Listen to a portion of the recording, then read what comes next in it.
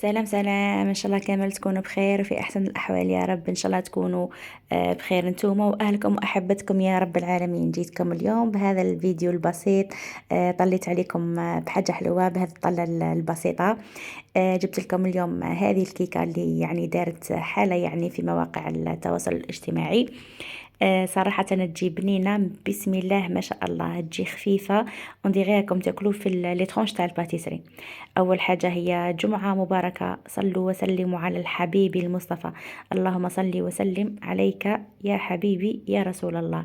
ما تنساوش بما أنه رانا اليوم الجمعة، يعني نكثروا من الصلاة على الرسول عليه الصلاة والسلام، نكثروا من الاستغفار، نكثروا بالدعاء لبعضنا، نكثروا بالدعاء الموتى المسلمين. إن شاء الله ربي في هذا الجمعة المباركة ربي يرحم بابا ويرحم أمواتكم يا رب العالمين. هيا نروحوا مع بعضنا نشوفوا الوصفة، يعني اللي أسهل منها ما كانش، ومقادير في كل تبيت. أول حاجة عندي حبة بيض، عندي كاس ناقص صبع سكر عادي، عندي رشة ملح، عندي الفاني، عندي نص كاس زيت، عندي نص كاس حليب، عندي كاس فرينة، عندي زوج ملاعق كبار كاكاو. انا لهنا حطيت زوج خميره، وانما عندي الخميره تاعي لهنا 11 غرام، يعني استعملت كيس واحد.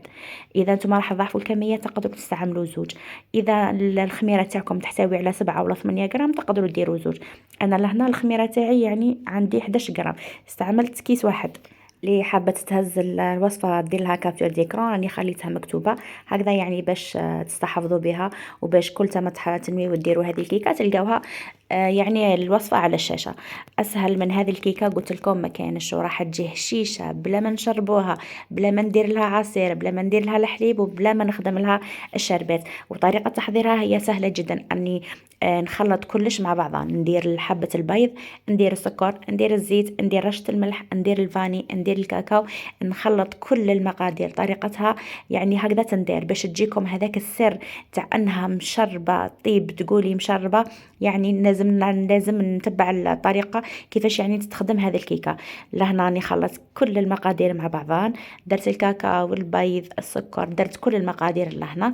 ولهنا نخلطها دركا، تحبي بالفوي ولا تحبي بالباتر، ولا مهم سهلة جدا، يعني جميع الطرق راح تصلح. لهنا البلاطو انا اللي استعملته، استعملت بلاطو 30 على 20 سنتيم. يعني نتوما كديروا على بالكم مش من بلاطو راح تخرج لكم. هذه الكيكه ما تطلبش انها تجي عاليه بزاف، وما تطلبش انها تجي بلا خلاص، تجي نورمال برك هكذاك، باش مع لا كريم شانتيي ولا طبقه الغناش من الفوقه يعني راح تجي سوا سوا كيما نقولوا. لهنا كبيت الكاس تاع الفارينة اكيد مع الخميره، ونخلط مليح مليح. والبلاطو تاعي نكون دهنته بالزبده ورشيته برشه خفيفه تاع الفارينه اكيد. وكي لهنا نكون راح ندير هذه الكيكه، نشعل الفرن تاعي على 150 درجه. هذه الكيكه طيب على درجة حرارة يعني خفيفة هكذا باش طيب يعني في رمشة عين. مدة الطياب تاعها يا ربي راح تكون 10 دقائق ما تفوتش، لا خاطر راح تجي بزاف بزاف خفيفة. ان شاء الله تجربوها وتنال اعجابكم. وماذا بكم اللي جربت هذه الوصفة تراسلني سواء على الفيسبوك او على الانستغرام تاعي، وتبعث لي يعني صور تطبيقاتها. لهنا ندخلها في الفور. بعد ما دخلتها لهنا نطيف الفور على 150 درجة. لهنا هزيت لا كريم شانتيي تاعي، هزيت كاس ونص تاع كريم شانتيي مع تقريبا كاس معمر حليب. المهم لي كريم شانتيي لهنا يختلفوا يعني، وكل وحده لا كريم شانتيي تاعها. كاينه المليحه، كاينه اللي تطلع بنص كاس حليب، كاينه المهم لكم الاختيار. كاين اللي يطلعها بالياغورت، كاين لكم الاختيار. المهم كل واحد وطريقته. لهنا بعد ما بردت لي الكيكه قلت لكم ما تشمخوهاش باسكو ما تستاهلش باش تتشمخ، راح تجي هشيشه. لهنا جيت نخدم لها الغاناش. درت زوج علب شوكولاته، درت شويه حليب، درت شويه زبده وخليتهم على نار خفيفه هكذا باش ذيك الشوكولا تاعي راح تقعد طريه، ماهيش راح تبسلي بعد ما تكون في يعني في الثلاجه. لهنا بعد ما بردت لي لا كريم شانتيي تاعي في الثلاجه، لهنا نفرغ عليها هذاك الغاناش لهنا، ونعدل السطح وندخلها للثلاجه تبرد. ماهوش راح يصرى لها حتى حاجه، هذيك الشوكولا ما هي راح تتشقق، ما هي راح يتبدل فيها حتى حاجه. اما تزيين اللي هو كيما نقولوا حاجه خفيفه يعني وبسيطه يعني، وجا الشكل تاعها صراحه يعني ما شاء الله. ندخلها مباشره قلت لكم للثلاجه. لهنا سطح راح يتسوى وحده، لان هذيك الشوكولا يعني تكون ساخنه، وتمانيبيليوها يعني كيما تحبوا. لهنا تزيين قلت لكم نهز هذا الملون، هذا الدوغي، هذا لاكري السائل، ونديرو لهنا على شكل هكذا، نهزو البانسو ونديرو. شوفوا كما راهو في الفيديو، صراحة راح يجيكم الشكل يعني بسم الله ما شاء الله، راح تجيكم ذوقا وشكلا. لهنا باسكو هو شوية راهو عاقد شوية، لهنا استعملت معاه واحد الملعقة تاع زيت هكذا، وقعدت نخلط. وشوفوا الطريقة يعني اللي نديروها بالبانسو هكذا، يعني صراحة شكل جا بسم الله ما شاء الله. اما الذوق يعني ما نحكي لكمش، جات خفيفة هشيشة، قلت لكم بلا ما تشربوها، وجات بسم الله ما شاء الله. تقدروا تقدموها لضيوفكم مع عصير، تقدروا تقدموها مع قهوة حليب، المهم لكم الاختيار صراحة يعني. الفايدة في البنة يعني. وما نكذبوش على بعضنا، بما انه يعني العين هي اللي تاكل قبل الفم. ماذا بينا نديروا حاجه كي نديروها هكذا كيما نقول، نسقموها نعدلوها، نخليو ضيوفنا هكذا يتشهاو ياكلوا هذيك الحاجه. المهم جات بسم الله ما شاء الله. نتمنى يعني من قلبي كامل يعني تجربوا الوصفه.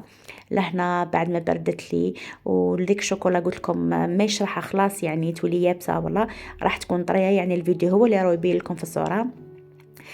قسمتها انايا هكذا على زوج، ودرتها على شكل دي ترونش تاع باتيسري، ودرتها في لي كيسات، وجات بسم الله ما شاء الله.